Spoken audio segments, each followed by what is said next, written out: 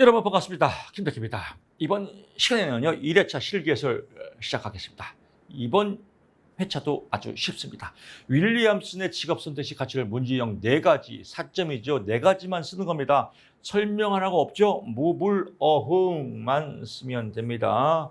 어리석은 선택만 써도 되고 현명하지 못한 선택만 써도 되고 뭐 다 맞게 해줍니다. 4점 먹고 들어갑니다. 2번 문제 가보시죠. 역량검사와 속도검사에 대해 설명하시오 라고 나왔네요. 역량검사를 파워 테스트라고도 하고요. 속도검사를 스피드 테스트라고 합니다. 파워 테스트, 스피드 테스트. 역량검사는 어려운 문제들로 제시되어 있고요. 시간 제한이 없다. 문제 해결력을 측정하는 것이다. 대표적인 건 수학 형식대이다. 속도 검사는 충분한 시간만 주어지면 누구나 풀 수 있는 쉬운 문제로 구성되어 있고 시간 제한이 있다. 가장 대표적인 건 수능이죠. 시간이 없어서 못 풀었다. 시간 내에 풀 수 있는 극대 수행 검사다. 대표적인 예는 뭐 산수 계산 문제 또는 수학 능력 검사, 수능 검사 뭐 이런 것들이 있다라고 보면 될 것 같습니다. 3번 갑니다. 브레이필드의 직업 정보 기능 정제동. 브레이필드의 한국 이름은 정제동이다. 뭐 누워서 떡 먹기죠. 4번 문제 가보시죠. 일반 직업 적성 검사, JTB 적성 검사 엄청나게 많습니다. 다 외우는 사람 게토레이입니다. 다 게토레이를 넘어서 조진스키입니다. 나오면 무조건 3가지만 나옵니다. 그래서 3가지 6개. 저는 교수님 15개 다 외우고 싶어요. 미친 짓입니다. 3가지만 나오면 됩니다. 지연수, 지능검사, 언어검사, 수리능력이다. 뭐 지능은 뭐예요? 일반적인 학습 능력 및 새로운 환경에 빨리 수능하는 능력으로 입체 공간 어휘 등을 통해서 수능하는 능력을 측정한다. 이렇게 써도 됩니다. 뭐 이런 것도 안 써도 됩니다. 이거 안 썼다고 해서 뭐 감점, 이거 안 썼다고 해서 0점 이렇지 않아요. 출제자 새끼도 잘 몰라요. 그냥 언어 능력, 언어의 뜻을 이해하고 사용하는 능력으로 어휘 검사를 쉽잖아요. 지가 다 써있잖아. 언어의 뜻을 이해하고 사용하는 능력을 검사하는 것이다. 수리 능력, 빠르고 정확하게 계산하는 능력을 말한다. 산수 추리, 개수 검사 등을 통해서 측정한다. 이것도 몰라도 돼요. 그냥 빠르고 정확하게 계산 능력으로 하는 측정을 가능한 것을 수리 능력이라고 한다. 이렇게 쓰면 됩니다.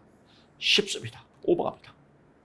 행동주의 또 나왔네요. 불안감수기법, 체계적 등간법, 주장원론 홍수법, 학습 특징 및 강다리 등 6점 먹고 들어갔죠. 6번 갑니다. 일무공 또 나왔죠. 일치성, 무조건적 수용, 공감적 이해.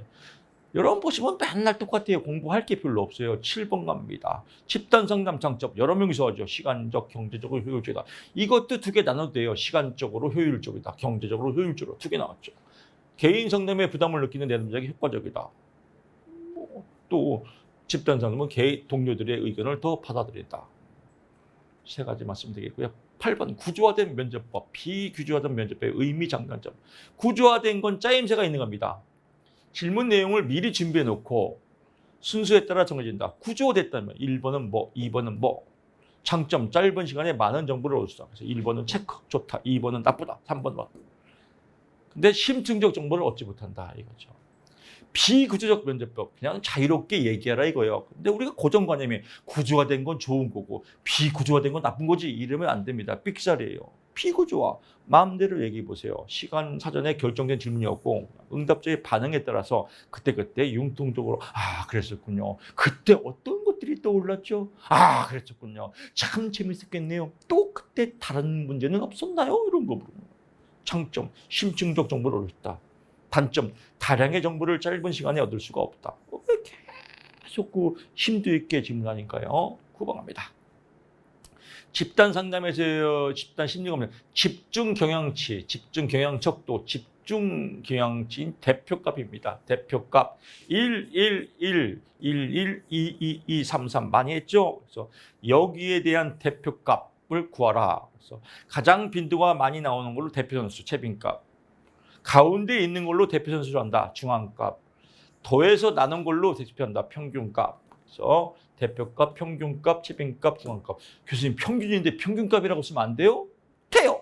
평균으로 쓴 평균값 쓰는 문제가 없다. 10번 값이다. 앨리스 또 나오네. 앨리스 아주 이 새끼 지겨워요. 맨날 또 나오고. 제일 많이 나온 것 같아요.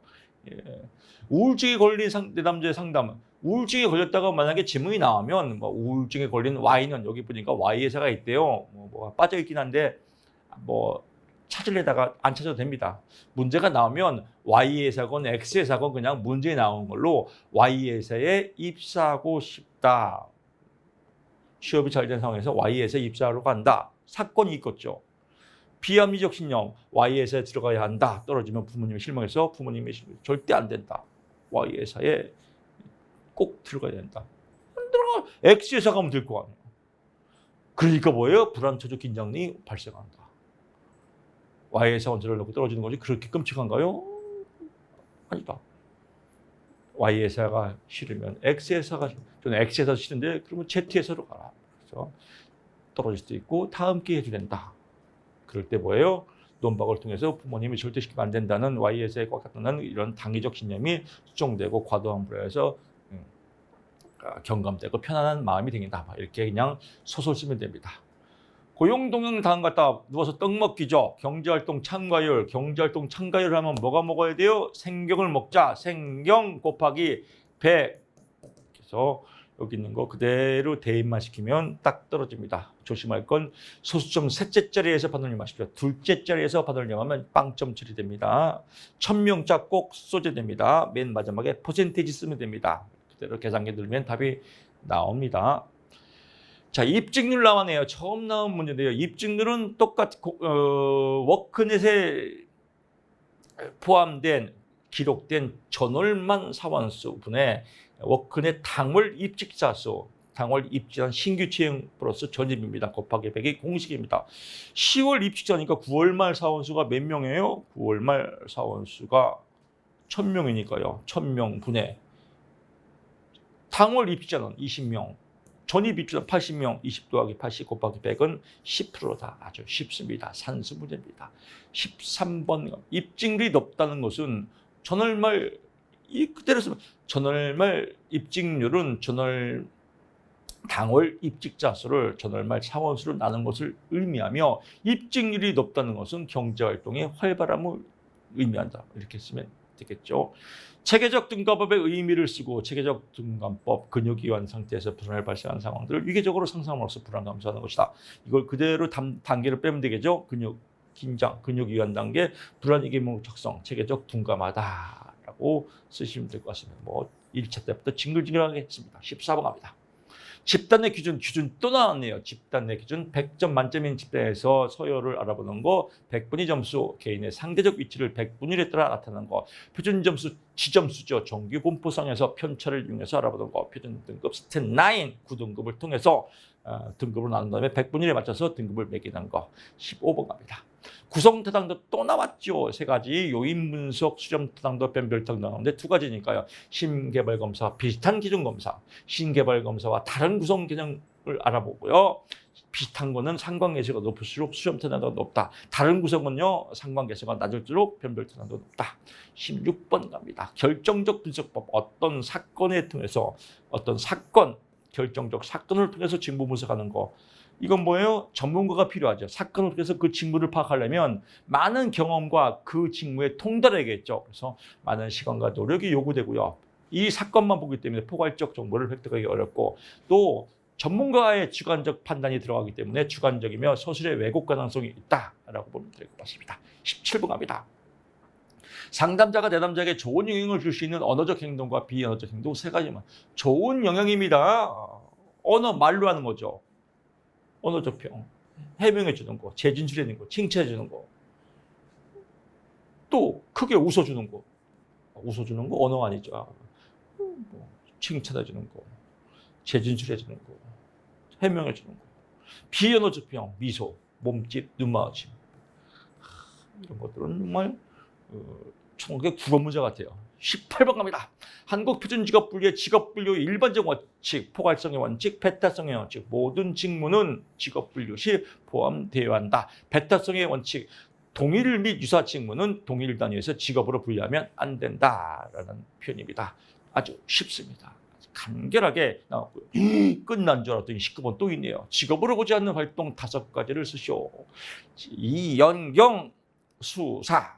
이영렬이가 수사했다. 이 점이 임대료, 이 점이 임대료과 같은 수입은 직업으로 보지 않는다. 연사, 연금법 및 사회보장법과 같은 수입은 직업으로 보지 않는다. 경마와 경료 같은 수입은 직업으로 보지 않는다. 수용소 내에서 법률에 갇힌 모든 행동은 직업으로 보지 않는다. 사회복지시설 내의 수용자의 활동은 직업을 보지 않는다. 이 두 가지는 속박된 상태에서의 직업을 보지 않는 거죠. 그래서 19번 또 5점 먹고 들어가고요.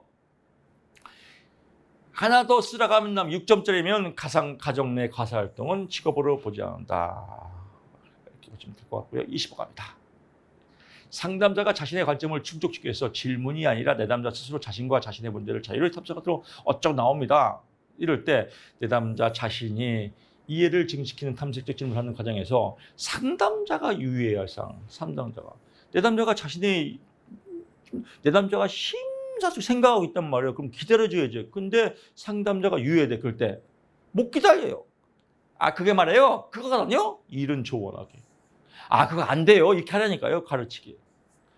생각하고 있는데 지금 생각하고 있어요? 뭔 생각하고 있어요? 또 생각하고 있어요? 커피 마실까요? 지나친 질문하기. 이런 거 예의가 없는 거죠. 이런 거 하면 안 된다. 이것도 뭐 인문학 문제 상식이죠. 자, 이렇게 해서 문제 쉽습니다. 여러분 이런 문제 꼭 한두 번 나올 수 있습니다. 이럴 때는요. 인문학으로 생각하세요. 역지사지 입장을 바꿔서요. 아, 상담자가 유예돼. 내가 상담사예요. 근데 내담자가 탐색하고 있어. 그럼 어떻게 해요? 기다려줘야죠. 여상. 못 기다리는 거예요. 일은 조언하고 가르치고 지나치게 질문하고. 못 기다린다. 이런 거 하면 안 된다. 쉽잖아요. 이런 문제들은 정답이 없고 타당도 있겠으면 다 답이 있기 때문에 6점 꽁으로 먹고 들어갑니다. 이렇게 해서 합격을 기원합니다. 이미 합격하셨습니다. 저는 2014년도에서 또 반가운 얼굴로 찾아뵙겠습니다. 고맙습니다.